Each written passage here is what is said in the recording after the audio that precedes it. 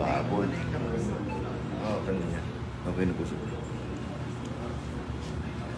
Dito po kami ngayon ni Dr. Agnes. Sisiguraduhin lang namin na maayos po ang kalusugan ng dating Pangulong Duterte. Actually, schedule po siya bukas ng medical check-up niya. May gagawing procedure sa kanya bukas. Dito po sa hospital, sa Cardinal. Kaya po siya tumuloy at kailangan niyang magpa-check up talaga. Regular check-up. Si Dr. Agnes, siya po yung personal physician ni dating Pangulong Duterte for the last 20 years. Dito po kami, dito Secretary Bello. Kaya lang, ayaw kami papasukin.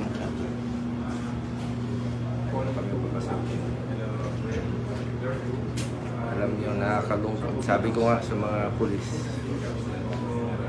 paparesto nila yung taong ginawa lang ang trabaho niya para sa bayan. Sinakripisyo niya lahat. Totoo yung sinabi niya. Ginawa niya po ito para sa ating mga anak.